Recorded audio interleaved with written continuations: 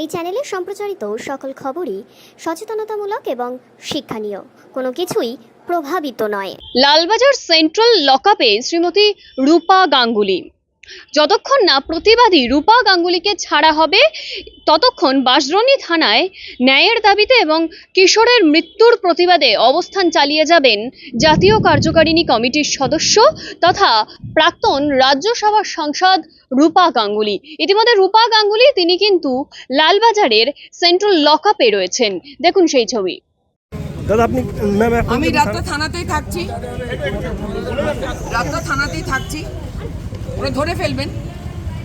আমার সাথে ভদ্রভাবে ব্যবহার করেছেন কমিশনার, ধরে ফেলবেন নিশ্চয়ই।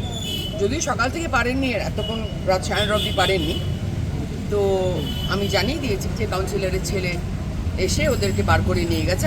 আমার মণ্ডলের সভাপতিরাই বলে দিয়েছে, আমাদের এখানকার সব ছেলেরাই বলে দিয়েছে, আমি টিভিতেও দেখেছি।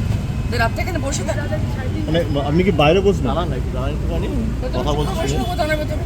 আর আজ বসবো, কাল বসবো, পরশু বসবো, যতদিন না ধরবে ততদিন। রুবিকে কি অ্যারেস্ট করা হয়েছে? আপনাদের একজনকে অ্যারেস্ট করা হয়েছে? রুবিকে কি অ্যারেস্ট করা হয়েছে? আমাদের একটি মেয়েকে অ্যারেস্ট করা হয়েছে, তো লালবাজার নিয়ে যাওয়া হয়েছে, ওকে কালকে ধরা হবে। কোনো গ্রাউন্ড বলা হলো পুলিশের তরফে? কারণে অ্যারেস্ট? কোন গ্রাউন্ডে অ্যারেস্ট করেছে?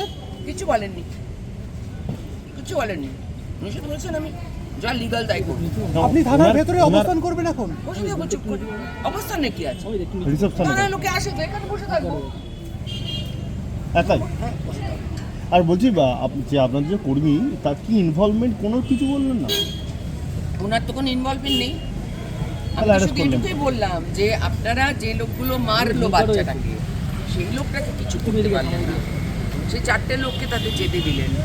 আপনারা যারা ওখানে ওই ছেলেগুলোকে পালিয়ে নিয়ে যেতে সাহায্য করলো, তাদেরকে করতে পারলেন না। আপনারা 4টে-3টে থানার সব ওসি পাঠিয়েছিলেন, তারা সব দাঁড়িয়ে থাকলো। একজন ওসি মার খেলো, পুলিশ তাদের বাঁচাতে পর্যন্ত এলো না। একজন ওসি অসুস্থ হয়ে পড়লো, তাকে পুলিশ পর্যন্ত বাঁচাতে এলো না, তারা লাইন দিয়ে দাঁড়িয়ে আছে।